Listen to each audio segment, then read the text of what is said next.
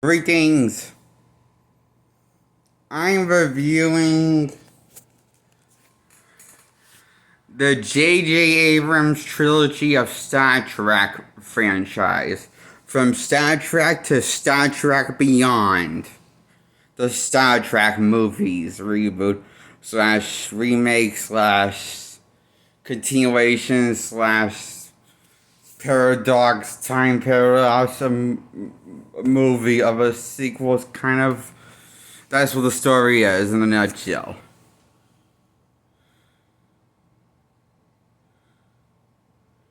It's a multiverse sequel of the original Star Trek franchise, but in a what if Elseworld continuity. Directed by J.J. Abrams, reimagined by him. That's what the premise of the Star Trek trilogy is. Now, that doesn't sound like the most complex thing you could actually possibly do with Star Trek, and the dumbest thing you could have done with it, instead of just going straight up remaking it. But no, you can't just he just couldn't just remake it. He could just instead we have to have all this old content with the old new content. Time paradox, what if scenario happens within the Star Trek movie franchise of the J.J. Abrams trilogy timeline. Am I the only thing that thinks that this is the most convoluted, confusing plot device you could go for Star Trek? Why? Why? Why? Why not just reboot the thing with this trilogy? Reboot the franchise instead. Remake it from scratch. A straight up reboot. Why not reboot it? The weird thing is a lot of people on the internet don't often mention that this is kind of not a reboot. It's a what if scenario time paradox where things have a different outcome between Captain's Kirk and Second Commander Spock, and how they became best friends and allies and comrades and on missions. But in this timeline, that didn't happen because Spock figured out that Captain Kirk, unlike the original Spock, who couldn't figure out Captain Kirk cheated, which was confirmed in the Wrath of Khan movie. That's how Kirk became captain of the Enterprise. Is cheating on a test. Because he doesn't like losing. He's a poor loser, he says. This is briefly explained in the Wrath of Khan. Star Trek 2, also known as. In the original timeline, before this timeline happened. So, and also Leonard Nimoy makes appearance as his Spock from the original timeline in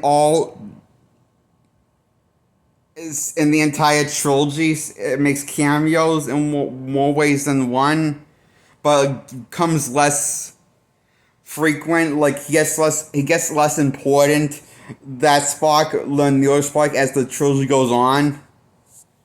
The most important guest in relevance to the plot of the J.J. Abrams timeline with the original Spock, the most things relevant is probably the first one. It's probably also why that's the best Star Trek movie out of all of them, because it kind of feels it's like. And also, probably because that also feels like the least rush also out of a project out of all the trilogy that J.J. Abrams has done in the Star Trek one. It feels like, I feel like the only time can't help but feel like he did the sequels for a paycheck. I can't help but feel like he might have done the sequels for a paycheck. I get a feeling I get a feeling he might have had an idea on only to deal with for one movie for Star Trek, because it seems like for the first one he seems like he wanted to pay homage to the original Star Trek, but also do his own thing. And the sequels, it feels like, okay, he's just doing this for a paycheck because we, the audience, are making money off of him, isn't he? At this point, is what I thought when I first saw Star Trek Beyond and Star Trek Into Darkness. You know, I enjoyed those movies. I couldn't help but feel like this is Thor Ragnarok movie. Symptoms is giving vibe when a director clearly does this more for a paycheck and less so because he has an idea of what to do with the franchise. That's just what I feel. What my problem is with the Star Trek movies that J.J. Abrams did, and that's why I give and before I give my final verdict on the trilogy of Star Trek directed by J.J. Abrams, I would like to say hit the subscribe button by hitting the bell first. Second, then hit the subscribe to get subscribed in that order. And then hit the thumbs up if you like my content of this video. Share as many people you can think on. Just those who know how to share my content. Thanks. And watching this video all the way through. And I am enjoying it that you're watching this video through. I appreciate that. Whatever videos you watch all the way through, even if it's this one. So, to my audience that view my videos all the way through, thanks. So, while you're subscribed or not, if you're not subscribed, please subscribe. I would like to I would like to make I just like, this helps my self-esteem that I have little of.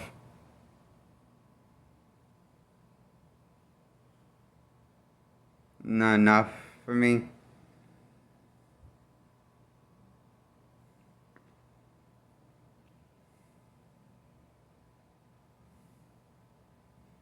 So the more I get subscribed, the more I can grow my self-esteem on this.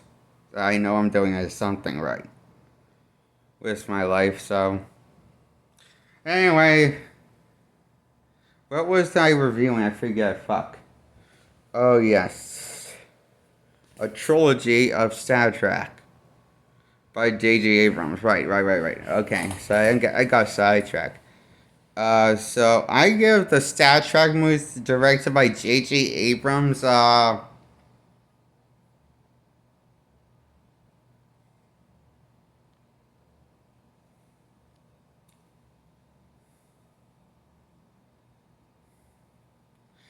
don't know. I'm kind of forgetting.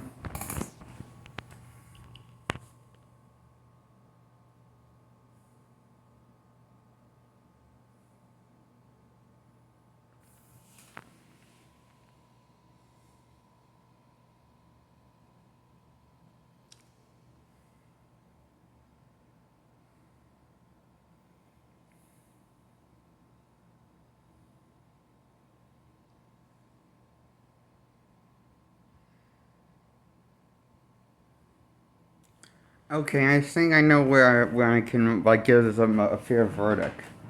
This movie trilogy of Star Trek.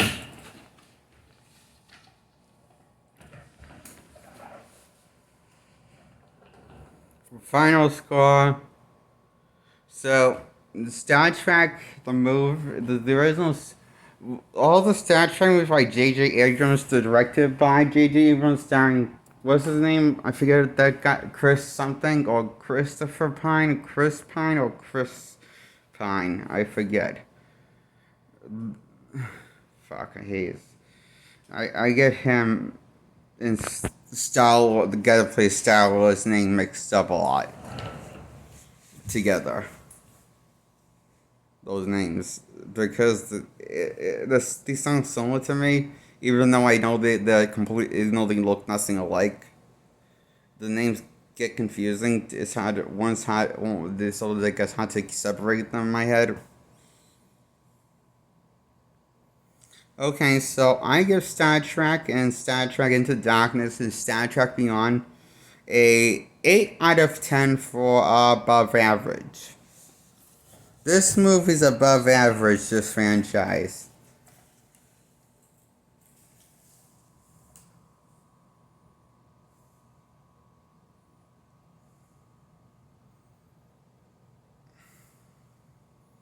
I liked it like I like Matthew Broderick's take on Inspector Gadget.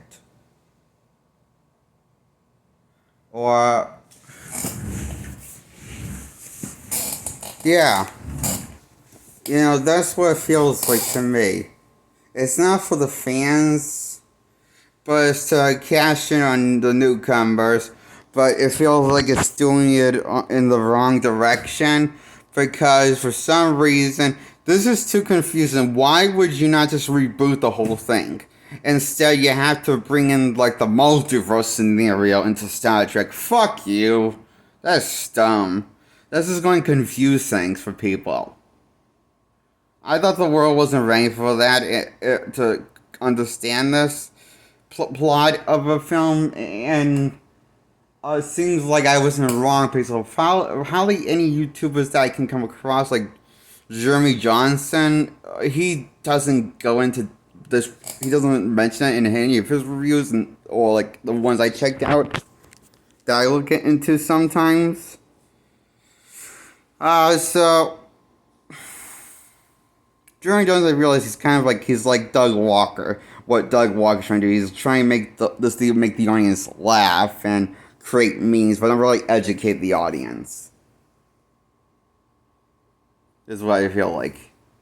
He's a joke, basically. It's like Doug Walker, basically, is how it feels like to me. Like he's trying to make the audience more just to laugh, rather than really explain why he does or hates something or likes something. And there's so many crappy YouTuber critics I find on the internet that are jokes like him. Where was I? Fuck. Anyway, so the point is, Inspector Gadget is like my thoughts on Inspector Gadget, my thoughts on Matthew Broderick's Inspector Gadget, my thoughts on J.J. Abrams' Star Trek trilogy. It's Daffy Do Goofy Fun. Okie dokie. It's quirky, goofy fun. I approve, I guess. For above average.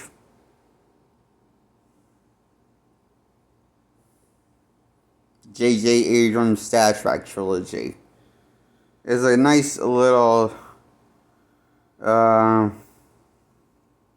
cute trilogy. That's fun. Like the Lizzie McGuire movie. Or like Inspector Gadget with Matthew Broderick is what it feels like.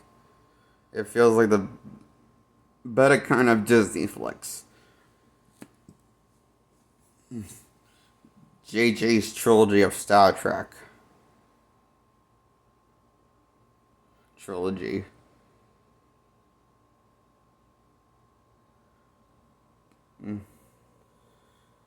I don't think I have anything left to say right now. I think enough said. Okay. That's my review on Star Trek Trilogy. Why I give it an 8 out of 10 is above average, all three films. And I guess I recommend them. Not really sure if I can recommend them or not. I don't know. What if I should recommend them? I don't know. Oh. Don't know if I feel like recommending stuff that's just above average. I don't know, I'm split. To recommend it or not. The whole free trilogy. And that's my review on Star Trek Trilogy. Trilogy by J.J. Abrams.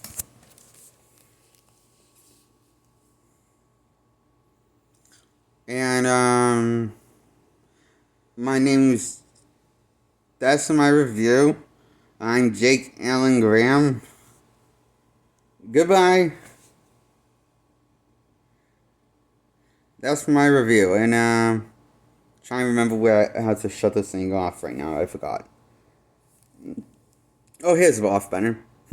Found it. Bye.